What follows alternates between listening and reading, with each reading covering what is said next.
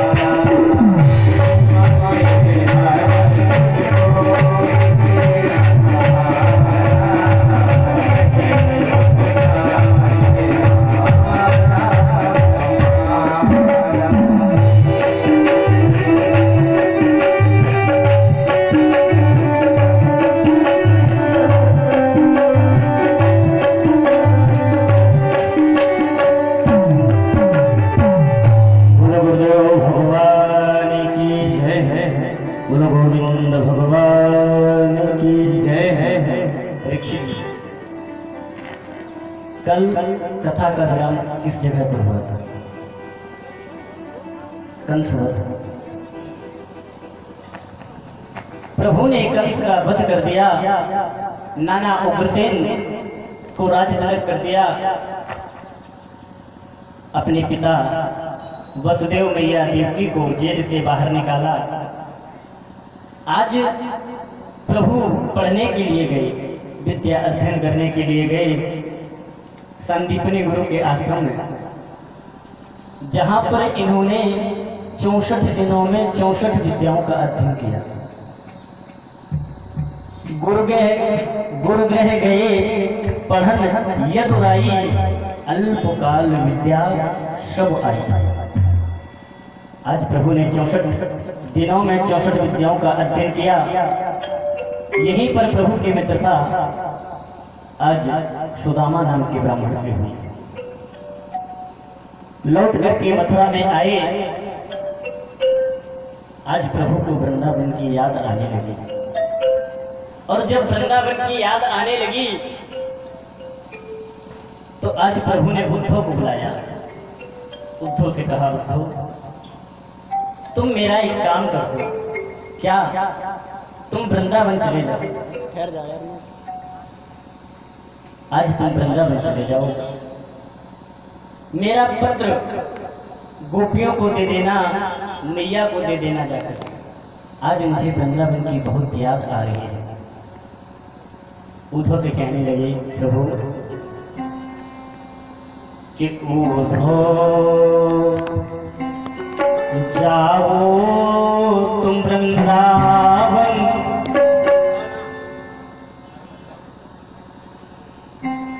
कि उद्धव जाओ तुम वृंदावन, मेरा पैगाम ले जाना, मेरा पैगाम ले जाना। मेरा पैगाम ले जाना,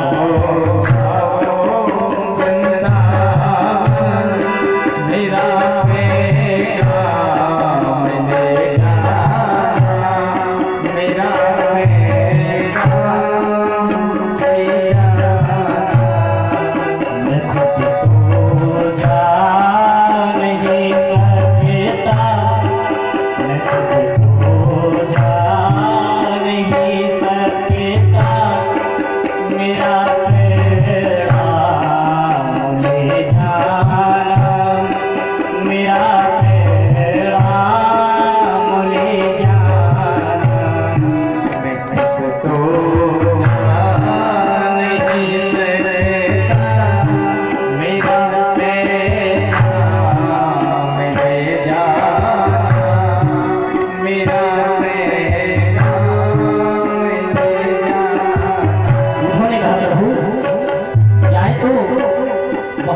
करना क्या है? प्रभु ने कहा, उद्धव जब उनके सामने जाना तो उनको देखते रहना, जब उनके सामने जाना तो उनको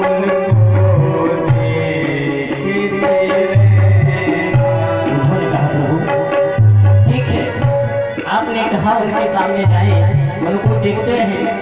अगर उन्होंने आपका हाल पूछा तो क्या कहें? प्रभु बोले, हो जब उनके सामने जाना तो उनको देखते रहना, जब उनके सामने जाना तो उनको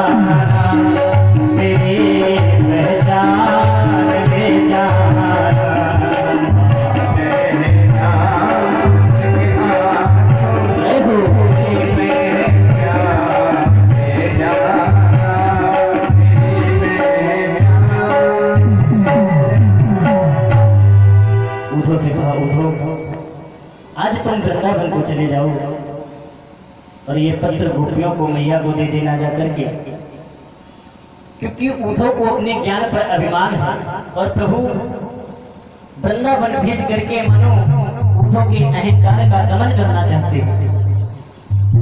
आज उद्धव पत्र लेकर के चले। जैसे ही चले वृंदावन में पहुंचे तो क्या देखा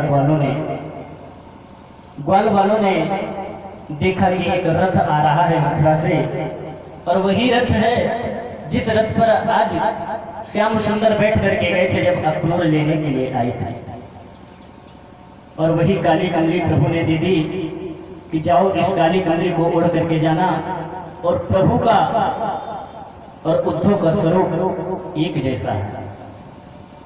ग्वाल बाल नहीं पहचान पाए कि ये कौन है। इन्होंने विचार किया, आहा आज देखो मुझे लगता है मेरा श्याम सुंदर आ गया, मेरा मनमोहन आ गया, मेरा कन्हैया आ गया। जैसे ही दौड़ करके पहुंचे तो क्या देखा कि आज वहां पर उद्धव जी खड़े हैं। उद्धव जी ने ग्वाल वालों से पूछा, भैया मैया यशोदा के महल की रास्ता कौन सी है? ग्वाल वालों ने रो करके कहा, उद्धव जिस दिन से श्याम इस मथुरा इस वृंदावन को छोड़ करके मथुरा में गए हैं, उस दिन से मैया के घर की रास्ता आज तक किसी ने नहीं पूछी। क्यों? क्योंकि ये जो तुम्हें नदी दिख रही है ये कोई नदी नहीं है। कृष्ण की विरह में रो रहे उन हजारों गोपियों के अश्रु, मैया यशोदा के अश्रु इस नदी में परिवर्तित हो गए हैं। और जिस जगह पर इस नदी का उद्गम हो, जहां से ये नदी प्रारंभ हो, बस समझ लेना वही मैया यशोदा का घर है।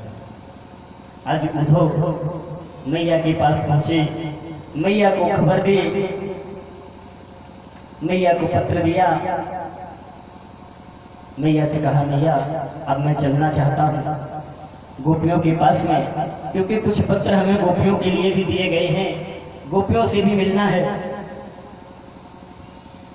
आज राधा रानी के पास जाने लगे उद्धव, तो क्या देखा, एक वृक्ष के पीछे खड़े होकर के सुनने लगे। आपस में गोपियां बात कर रही हैं। एक कहती है, अरे गोपी आज मेरे सपने में श्याम सुंदर आए, आज मेरे साथ में ये किया, आज मेरे सपने में श्याम सुंदर आए, आज मेरे साथ में ये किया। सभी गोपियां राधा जी की तरफ देख करके बोली, राधे तुम स्तब्ध क्यों खड़ी हो? क्यों नहीं बताती कि आज तुमने सपने में क्या देखा? राधा ने कहा, बहन सच बताऊं तो जिस दिन से श्याम सुंदर इस वृंदावन को छोड़ करके मथुरा गए हैं, उस दिन से मुझे रात्रि में नींद ही नहीं आई। और जब नींद ही नहीं आई तो सपना कहाँ से देखूंगी? और जब सपना नहीं देखूंगी तो फिर मैं बताऊंगी क्या? उद्धव पीछे वृक्ष के पीछे खड़े खड़े सब सुन रहे हैं।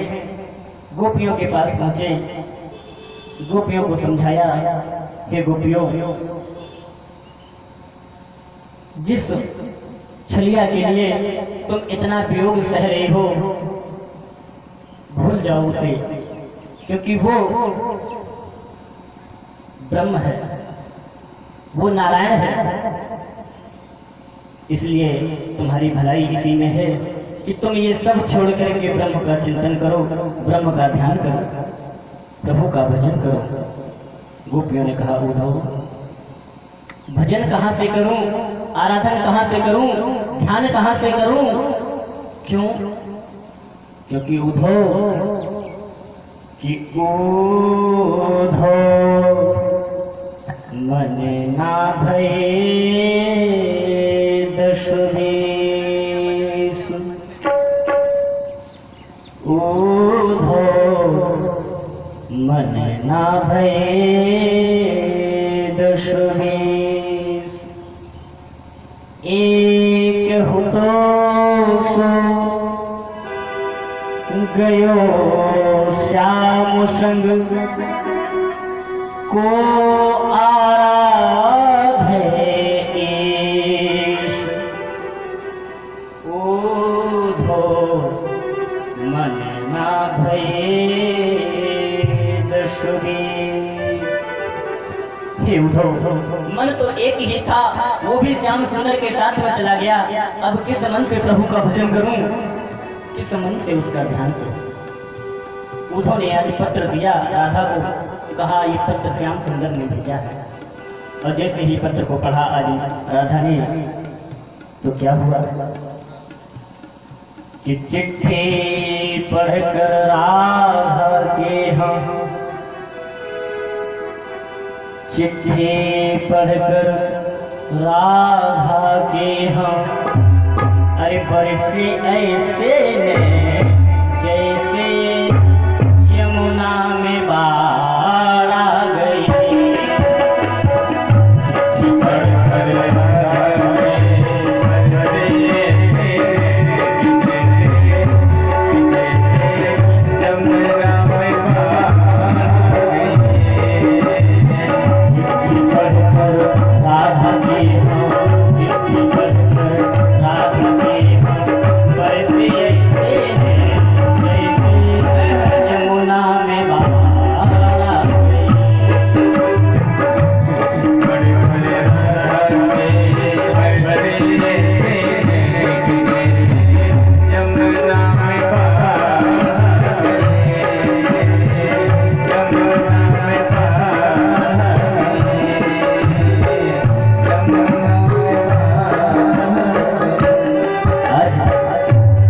जैसे ही उस पत्र को पढ़ा,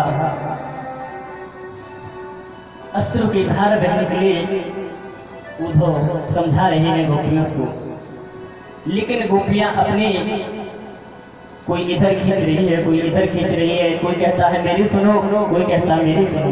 आज उद्धव मानो पागल से होने लगे। गोपियां बोली उद्धव कि हम प्रेम दीवाने हैं, वो प्रेम दीवाना।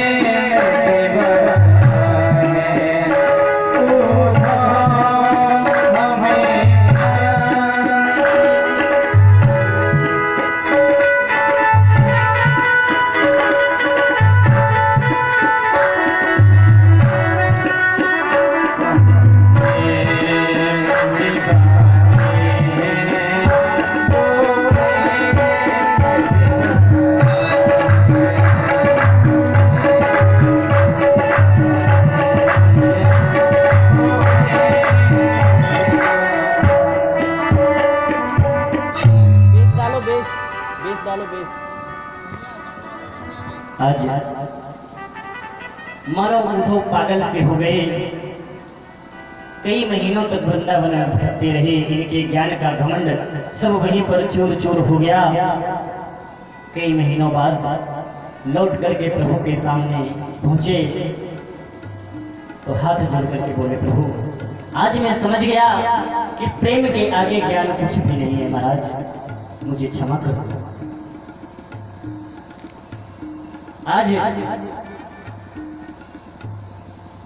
जरासंध ने मथुरा पर चढ़ाई करी और एक बार नहीं 17 बार मथुरा पर चढ़ाई की और 17वां बार आज जरासंध हार गया, पराजित हो गया।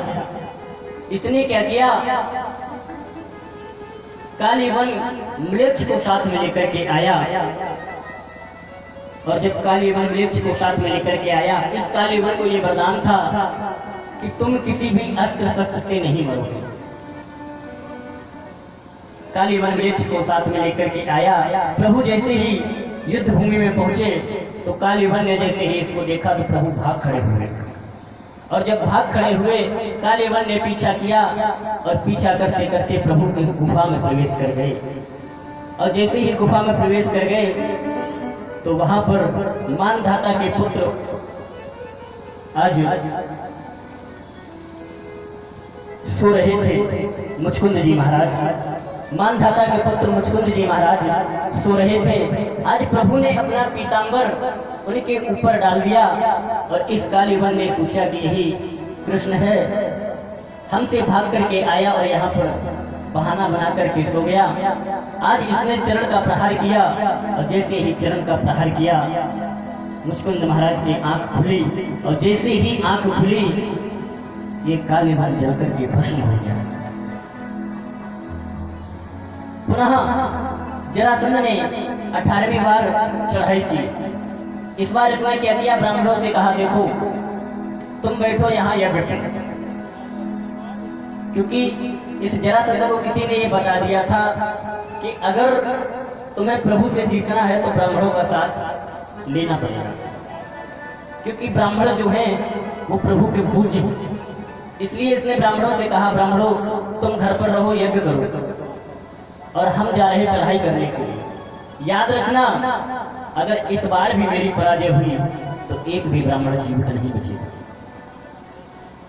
आज प्रभु ने विचार किया, ब्राह्मणों से ये कहकर के आया है कि अगर मैं इस बार भी पराजित हो गया तो एक भी ब्राह्मण जीवित नहीं बचेगा। प्रभु ने क्या किया, आज विश्वकर्मा जी को बुलाया। विश्वकर्मा जी से कहा जाओ विश्वकर्मा समुद्र के बीचों बीच एक नगरी का निर्माण कर दो। प्रभु के आदेशानुसार विश्वकर्मा ने नगर समुद्र के बीचों बीच एक नगरी, सुंदर नगरी का निर्माण कर दिया। योग माया से कहा जाओ योग माया जितने भी मथुरा में लोग रहते हैं उन सबको रातों रात उठा करके मथुरा से ले जाकर उस द्वारिका में पहुंचा। योग माया ने रातों रात मथुरा निवासियों को द्वारिका पहुंचा दिया। रात में सोए थे मथुरा में, सुबह जागे तो द्वारिका में।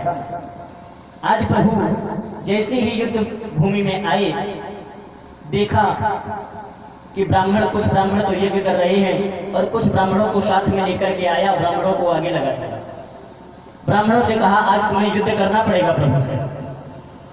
आज जब प्रभु ने देखा कि ब्राह्मण स्वयं हमसे युद्ध करने के लिए आ रहे हैं, आज प्रभु ने युद्ध को छोड़ दिया, भाग खड़े हुए प्रवर्षण नाम के पर्वत पर पहुंचे।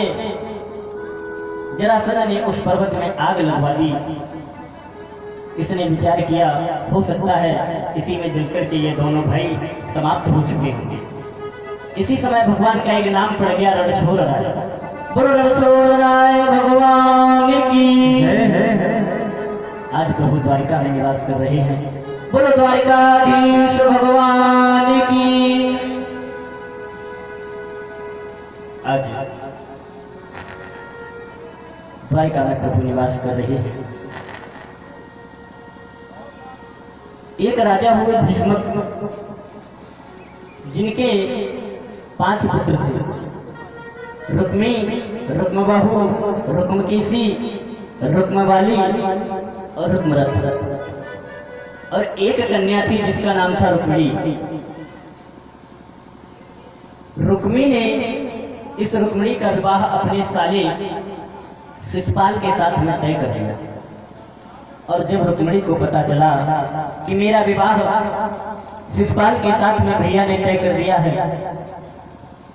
विचार किया मैंने तो मन ही मन आराध्य प्रभु कृष्ण को ही अपना पति मान लिया है, और यदि शिशुपाल के साथ में मेरा विवाह हो गया तो मैं जीवित नहीं रहूंगी, अपने प्राणों को त्याग दूंगा। आज मैया रुक्मिणी ने एक ब्राह्मण के द्वारा प्रभु के पास पत्र भिजवाया। ब्राह्मण पत्र लेकर के पहुंचे। पत्र को जैसे ही प्रभु ने पढ़ा, उसमें लिखा था, प्रभु मैंने आपकी सुंदरता, आपके बारे में, आपके कृत्य के बारे में, आपके स्वभाव के बारे में सुना। उस दिन से प्रभु मुझे आपसे प्रेम हो गया और मेरे भैया ने मेरा विवाह शिशुपाल के साथ में तय कर दिया है और कल बारात आने वाली है। कल तक का समय आपके पास है। अगर आप भी मुझसे प्रेम करते हो तो कल गौरी पूजन पर मैं आपको मिलूंगी। ऐसा पत्र में लिख दिया। ब्राह्मण ने पत्र दिया। प्रभु ने कहा ठीक है, जाओ कह देना, निश्चिंत रहो। इधर शिषपाल की बारात पहुंच गई और इधर प्रभु पहुंच गए। आज रुक्मिणी गौरी पूजन के लिए पहुंची हैं। बिल्कुल वही जिस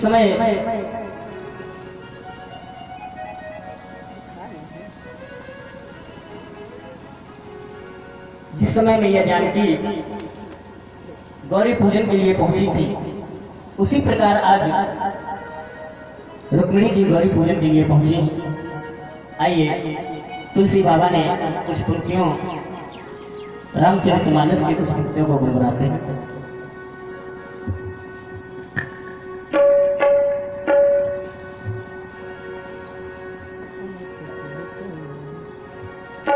जय जय गिरिवर राज किशोरी और जय महेश मुख चंद्र चकोरी। जय जय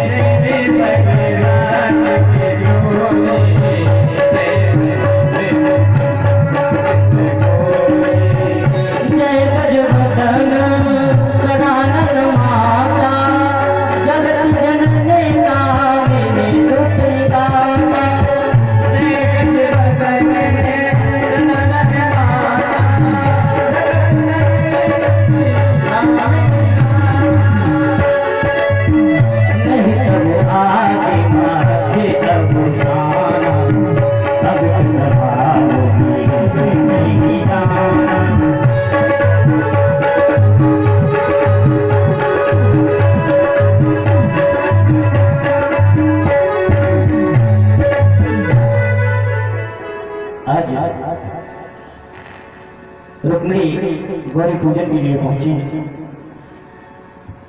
प्रभु रथ पर सवार होकर के आ रहे हैं।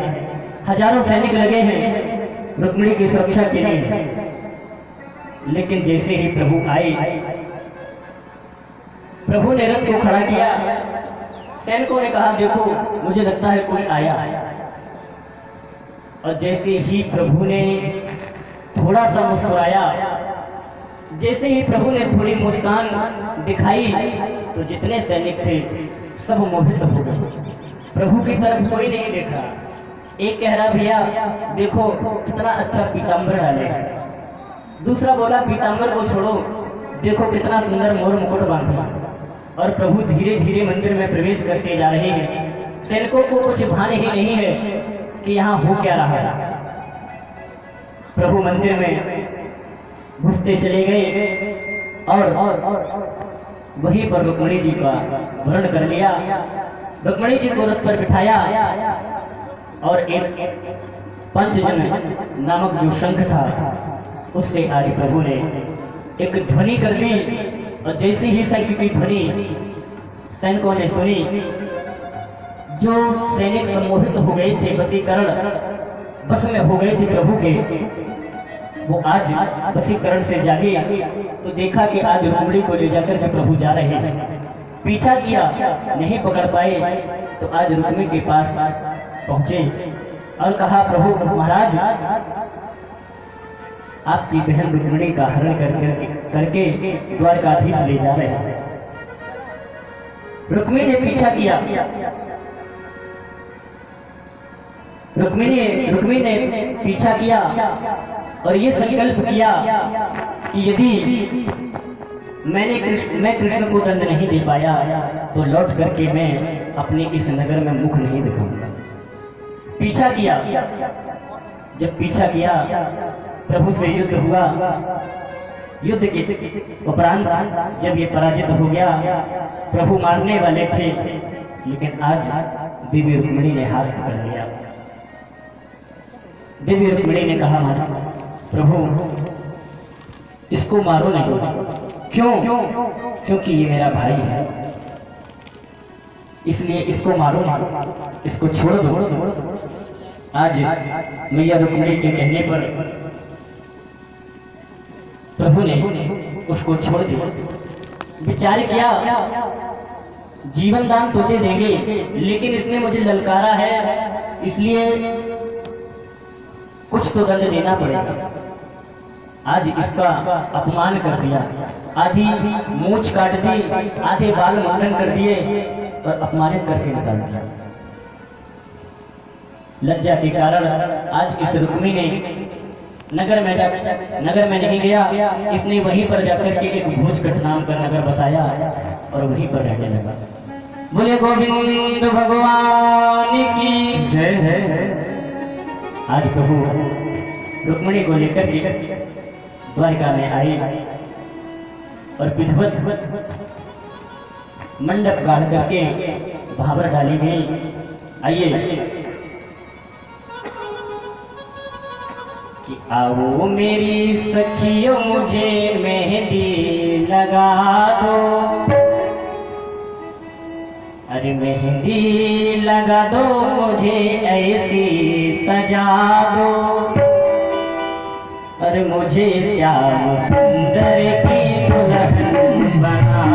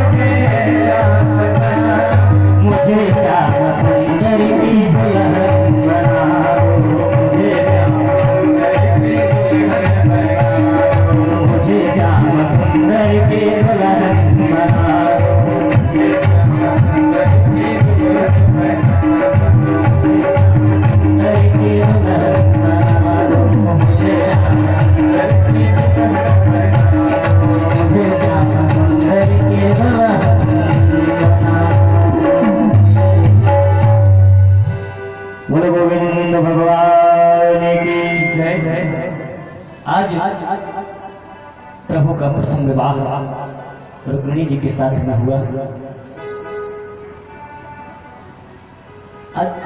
आगे कथा आती है प्रभु का दूसरा विवाह जामवंती जी की पुत्री जामवंती के साथ में हुआ। कब हुआ? जब प्रभु को चोरी लगी और जैसे ही सुना परीक्षित ने कि प्रभु को चोरी लगी तो हाथ जोड़ करके खड़े हो गए, महाराज प्रभु को चोरी लगी, कृपा करके ये कथा मुझे सुनाने की कृपा करें। सुखदेव जी बोले, राजन एक समय की बात था, एक सत्यजित नाम का राजा रहता था। ये सूर्य भगवान का उपासक था। इसने सूर्य भगवान की इतनी उपासना की कि सूर्य भगवान ने प्रसन्न होकर के इसे मंत्र मणि प्रदान की और वो मणि 8 भार सोना देती थी। एक दिन की बात, ये मणि को गले में धारण करके आज श्याम सुंदर की सभा में पहुंचा और जैसे ही ये गले में धारण करके श्याम सुंदर की सभा में पहुंचा तो मणि इसके गले में चमक रही थी। ऐसा प्रतीत हो रहा था मानो स्वयं सूर्य नारायण प्रभु की सभा में उपस्थित हुए। आज आपस में चर्चा होने लगी, आपस में लोग कहने लगे, देखो ये मणि कितनी प्रकाशमान हो रही है। अगर ये मणि प्रभु के पास होती तो इससे राजकाज में भी कमी नहीं होती और कितना अच्छा होता जो ये मणि आज प्रभु के पास होती। प्रभु ने भी उपहास में कह दिया कि यदि सत्यजित चाहे तो मैं इस मणि को स्वीकार कर सकता। अब तो सत्यजित घबराने लगा। इसने विचार किया, मुझे लगता है कि कृष्ण की नजर, गोविंद की नजर मेरी मणि पर पड़ गई है। इसने क्या किया, मणि को ले जाकर के पूजा के स्थान में रख दिया। एक दिन की बात, सत्यजित का भाई प्रसेन शिकार खेलने के लिए जंगल में जा रहा था। विचार किया, चलो आज मणि को गले में धारण करके जाया जाए। ये उस मंत्र मणि को गले में धारण करके शिकार खेलने के लिए पहुंचा और लौट करके नहीं आया। जब काफी दिन हो गए प्रसेन लौट करके नहीं आया, अब तो सत्यजित को पूर्ण विश्वास हो गया कि मुझे लगता है कि गोविंद ने ही मेरे भाई प्रसेन का वध कर दिया और मणि स्वयं रख ली। एक दिन की बात, इसकी पत्नी, सत्यजित की पत्नी इसकी सेवा कर रही थी सायंकालीन बेला में। तो जब इसके मुखमंडल को देखा तो पत्नी ने पूछा, स्वामी आप मुझे चिंता में लग रहे हैं, क्या कारण है? सत्यजित ने कहा, देवी अगर किसी से कहो नहीं तो बताओ। सत्यजित की पत्नी ने कहा, स्वामी बताओ, मैं किसी से नहीं कहूंगी। आज सत्यजित ने कहा, देवी जिसका मुझे डर था वही हो गया। क्या हो गया? बोले, तुम्हारे देवर मेरे भाई प्रसेन का वध कृष्ण ने कर दिया और मणि स्वयं राज्य में रखा। क्योंकि मैं एक दिन इनकी सभा में मणि को डाल करके गया था तो इनकी नीयत मेरे मणि के प्रति खराब हो गई और मुझे लगता है कि प्रसेन का वध भी इन्हीं ने कर दिया। जैसे ही सत्यजित की पत्नी को ये बात पता चली, अब चैन कहां? तुरंत मटकी को उठाया, पनघट पर पहुंची पानी भरने के लिए और वहां पर एक दो लोग और बैठे थे। आपस में चर्चा होने लगी। जब चर्चा होने लगी तो सत्यजित की पत्नी ने वो बात अपने उस सखी को बता दिया और ये कह दिया कि किसी से कहना है। इन माताओं बहनों का नाम औरतें इसीलिए रखा गया, इनके पेट में कोई बात पच नहीं सकती। ये कहेंगी औरतें, वो औरतें, वो औरतें, इसलिए नाम हो गया औरतें। इसमें कोई बुराई वाली बात नहीं, क्योंकि इनको श्राप लगा। युधिष्ठिर जी ने श्राप दिया था। कब? जब कौरव सभी मारे गए तब श्राद्ध करने के लिए पांडव और कुंती पहुंची। जो उनके कुल के थे उनका श्राद्ध किया गया। तो कृष्ण ने कहा, गोविंद ने कहा, धर्मराज युधिष्ठिर, कर्ण का भी श्राद्ध कर दो। धर्मराज युधिष्ठिर ने कहा, प्रभु कर्ण का श्राद्ध, और वो भी मैं, वो तो एक सूत पुत्र था। गोविंद ने कहा, युधिष्ठिर वो सूत पुत्र नहीं था, वो तुम्हारा बड़ा भाई था। जब पूर्व वृत्तांत बताया तब जाकर के युधिष्ठिर ने ये श्राप दिया मैया कुंती को, और तब से वो श्राप माताओं बहनों पर लागू होता। श्राप दिया, जाओ मैया, तुमने मुझसे इतनी बड़ी बात छिपाई जिसके कारण मैंने स्वयं अर्जुन ने अपने भाई का वध कर दिया। इतनी बड़ी बात छिपाई, जाओ मैं श्राप देता हूं, आज के बाद आपके पेट में कोई भी बात बचेगी। तो ये तो श्रापित है, इसलिए बुराई वाली बात नहीं है। तो जब सत्यराजित की पत्नी ने किसी और को बताई, उसने और को बताई, यानी सूर्योदय तब हुआ जब ये बात पूरे द्वारिका में फैल गई। प्रभु के पास ये बात पहुंची कि सत्यराजित के भाई प्रसेन का वध प्रभु ने कर दिया, और वो मणि लेकर के घर में बैठ गए। आज प्रभु ने विचार किया, देखो मुझे झूठी चोरी लगी और एक हत्या भी लग गई। आज स्वयं प्रसेन की खोज करने के लिए सैनिकों के साथ में जंगल में पहुंचे, तो क्या देखा कि आगे चलकर के एक घोड़ा मारा पड़ा था। थोड़ा और आगे पहुंचे तो देखा प्रसेन भी मरे पड़े थे, और प्रसेन की जहां मरे पड़े थे वहां से एक सिंह के पंजों के निशान था। सिंह के पंजों को देखते देखते आगे पहुंचे तो देखा कि वो सिंह भी मरा पड़ा था। वहां से एक भालू के पंजे के निशान था। उन पंजों को खोजते खोजते पहुंचे तो देखा कि एक गुफा के अंदर वो निशान गए। आज सैनिकों से कहा, तुम मेरा यहीं पर इंतजार करना, मैं अंदर जाकर के देखता हूं। आज प्रभु गुफा में प्रवेश कर गए, देखा कि एक 14 वर्षीय कन्या उस मणि के साथ में खेल रही है। जैसे ही प्रभु ने उस कन्या को खेलते हुए देखा मणि के साथ, भगवान ने कहा, ये मणि तो मेरी है। और जैसे ही उस कन्या ने प्रभु को देखा तो जोर जोर से रोने लगी, पिताजी बचाओ, पिताजी बचाओ।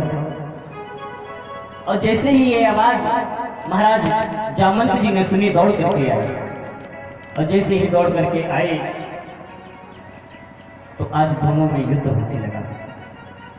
प्रभु में और जामंत में युद्ध होने लगा। 1 दिन, 2 दिन, 4 दिन, 10 दिन, 27 दिन युद्ध चला। 27 दिन प्रभु का और जामंत का युद्ध चला। जब जामंत की एक नस चटक गई तो हाथ जोड़ करके बोले, महाराज महाराज आप मुझे ये बताओ कि आप हो क्यों? क्योंकि आप कोई साधारण इंसान तो मुझे नहीं लगती। मुझे लगता है कि मैं जिसकी तलाश कर रहा था, जिसको खोज रहा था, शायद आप वही हैं। प्रभु ने कहा, आप किसको खोज रहे थे? जामवंत ने कहा, महाराज बात त्रेता युग की है, जिस समय प्रभु नारायण ने रामावतार लिया था। जब रावण का वध हो गया, लंका के सभी निश्चरों का वध हो गया और सीता पुनः राम को प्राप्त हो गई, तो सबको धन्यवाद दे रहे थे प्रभु। मेरे सामने आए, मुझे भी धन्यवाद दिया। मैंने उनसे कहा, महाराज प्रभु मुझे किस बात का धन्यवाद? अरे मेरे टक्कर का वीर तो कोई लंका में था ही नहीं, केवल दशानन था, उसको भी आपने मार दिया। महाराज मेरे हाथों में खुजली हो रही है, इसलिए क्यों ना ऐसा करो कि हमारे और तुम्हारे दो हाथ हो जाए। तब प्रभु राम ने कहा था, नहीं, इस समय तो मैं मर्यादा पुरुषोत्तम हूं। द्वापर में जब मेरा अवतार होगा कृष्ण के रूप में, लीला पुरुषोत्तम बनकर के आऊंगा, तब आपकी ये भी इच्छा पूर्ण कर दूंगा। और जैसे ही ये वृत्तांत प्रभु को सुनाया तो प्रभु हंस पड़े, और जैसे ही हंसे तुरंत सारा राज खुल गया। आज जामवंत ने हाथ जोड़े महाराज प्रभु से कहा, प्रभु आप एक बार मुझे उसी स्वरूप के दर्शन और करा दो जिस स्वरूप को आपने त्रेता युग में धारण किया था। आज जामवंत जी के कहने पर एक तरफ रामावतार का दर्शन कराया और एक तरफ कृष्णावतार का दर्शन कराया। जामवंत चरणों में गिर पड़े। जामवंत ने पूछा, महाराज कैसे आना हुआ आपका? प्रभु ने कहा, देखो इस मणि के कारण मुझे चोरी लगी है, झूठी चोरी, और एक हत्या भी मेरे ऊपर आ रही है, इसलिए इस मणि को लेने के लिए हम आए हैं। जामवंत ने कहा, महाराज मणि भी ले जाओ और मणि वाली को भी ले जाओ। आज जामवंत ने प्रभु का विवाह अपनी कन्या के साथ कर दिया। तो प्रभु का दूसरा विवाह आज जामवंती के साथ हुआ। प्रभु उस मणि को लेकर के आए द्वारिका। सत्राजित को बुलाया। सत्राजित से कहा, लो ये तुम्हारी मणि, तुमने मेरे ऊपर झूठी चोरी लगाई थी, लेकिन ऐसा नहीं। आज तो सत्राजित बड़ा लज्जित हुआ, विचार करने लगा, मुझे लगता है प्रभु नाराज हो गए। चरणों में गिर पड़ा, महाराज मुझे क्षमा कर दो, मुझसे भूल हो गई। प्रभु ने कहा, मैंने तुम्हें क्षमा कर दिया। सत्राजित ने कहा, नहीं प्रभु, जब तक आप मुझे क्षमा नहीं करोगे तब तक मैं यहाँ से नहीं जाऊंगा। प्रभु ने कहा, जाओ मैंने तुम्हें क्षमा कर दिया। सत्राजित ने कहा, प्रभु यदि आपने वास्तव में क्षमा कर दिया तो मेरी एक इच्छा है। क्या? बोले, मेरी पत्नी सत्यभामा, मेरी पुत्री सत्यभामा जिसका आप वर्ण करो।